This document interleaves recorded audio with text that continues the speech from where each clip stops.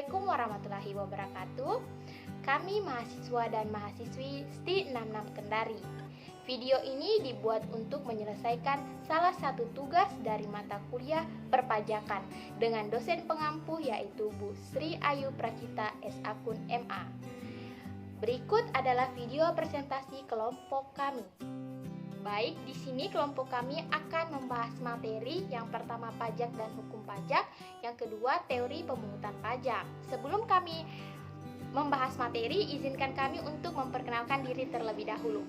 Kami dari kelompok 2 yang terdiri dari 2 anggota. Yang pertama saya sendiri, Irna Wawan Wahyu dengan NIM 21660214. Yang kedua ada Andi Soko Palawangi dengan NIM 21660214. Materi yang akan dibahas pada kelompok kami, yang pertama pengertian pajak, yang kedua pengertian hukum pajak, yang ketiga fungsi hukum pajak, yang keempat pembagian hukum pajak, yang kelima tugas dan sasaran hukum pajak, yang keenam teori yang mendukung pemungutan pajak, yang ketujuh tata cara pemungutan pajak, yang kedelapan syarat pemungutan pajak, dan yang terakhir asas pemungutan pajak.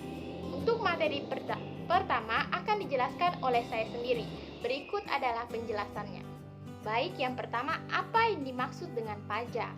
Pajak adalah kontribusi wajib kepada negara yang terutang oleh orang pribadi atau badan yang bersifat memaksa berdasarkan undang-undang dengan tidak mendapatkan imbalan secara langsung dan digunakan untuk keperluan negara bagi sebesar-besarnya kemakmuran rakyat. Yang kedua, pengertian hukum pajak. Jadi hukum pajak merupakan sekumpulan dari peraturan yang mengatur mengenai hak dan kewajiban serta hubungan antara wajib pajak dan juga pemerintah atau pemungut pajak yang bersangkutan.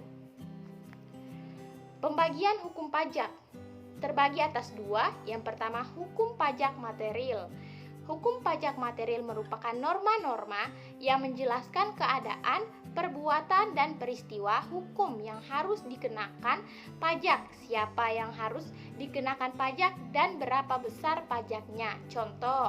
Contohnya Undang-Undang Pajak Penghasilan dan Undang-Undang Pajak Pertambahan Nilai. Yang kedua, hukum pajak formil. Hukum pajak formil adalah peraturan-peraturan mengenai berbagai cara untuk mewujudkan hukum material menjadi suatu kenyataan.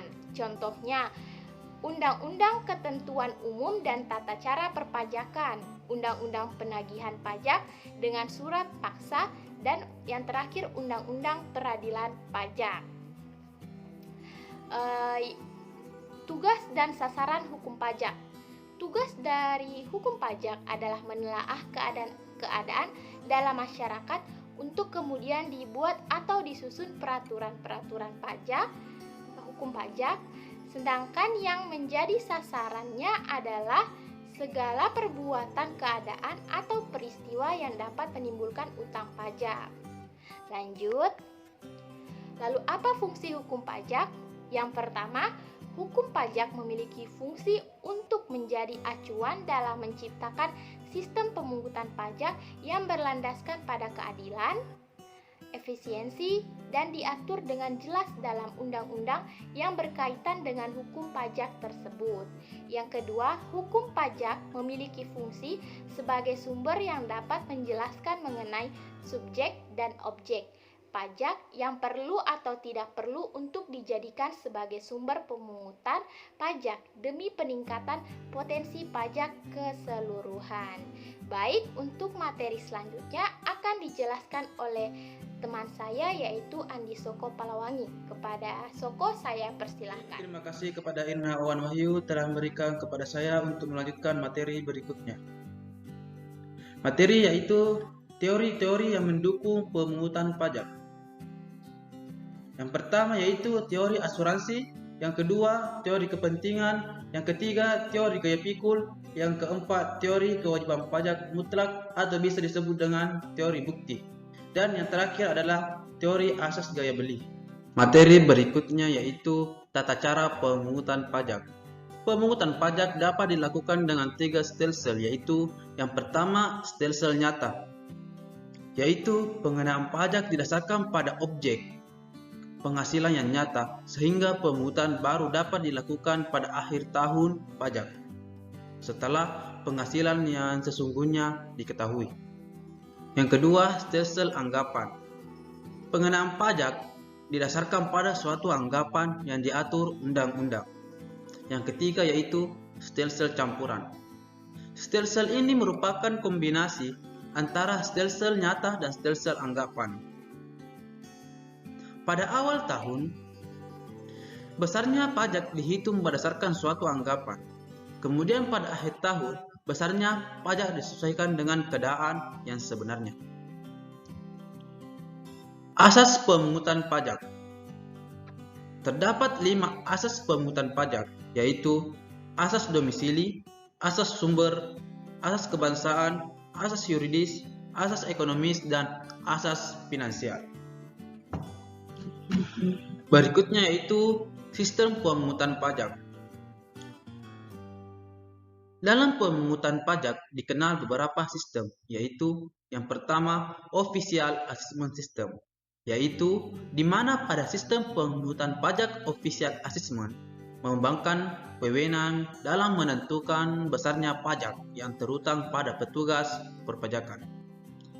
Yang kedua, Self Assessment System, yaitu merupakan sebuah sistem pemungutan pajak yang membebankan penentuan besaran pajak yang perlu untuk dibayarkan oleh wajib pajak secara mandiri. Yang ketiga yaitu Withholding System, yaitu dalam sistem pemungutan pajak ini, besaran pajak yang harus dibayarkan dihitung oleh pihak ketiga. Maksudnya, di mana pihak ketiga ini bukan merupakan wajib pajak dan juga bukan merupakan petugas perpajakan. Syarat pemungutan pajak. Yang pertama yaitu syarat keadilan.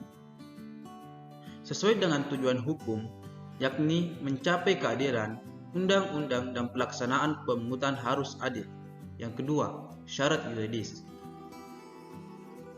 Yaitu, di Indonesia, pajak diatur dalam Undang-Undang 1945 Pasal 23 ayat 2, hal ini memberikan jaminan hukum untuk menyatakan keadilan, baik negara maupun warganya. Ketiga, syarat ekonomis, yaitu pemungutan tidak boleh mengganggu kelancaran kegiatan produksi maupun perdagangan, sehingga tidak menimbulkan kelesuan perekonomian masyarakat. Yang keempat, yaitu syarat finansial, yaitu sesuai fungsi budgetair, biaya pemungutan pajak harus dapat ditekan sehingga lebih rendah dari hasil pemungutannya. Yang kelima, syarat sederhana, yaitu sistem pemungutan yang sederhana akan memudahkan dan mendorong masyarakat dalam memenuhi kewajiban perpajakannya. Syarat ini telah dipenuhi oleh Undang-Undang Perpajakan yang baru. Baik, saya kembalikan kepada moderator. Itulah tadi video presentasi dari kelompok kami. Lebih dan kurangnya mohon dimaafkan. Saya ucapkan banyak terima kasih kepada teman-teman yang sudah melihat video kami sampai selesai. Jika ada yang ingin bertanya, saya persilahkan. Dan saya akhiri dengan wabillahi taufiq wal hidayah. Wassalamualaikum warahmatullahi wabarakatuh.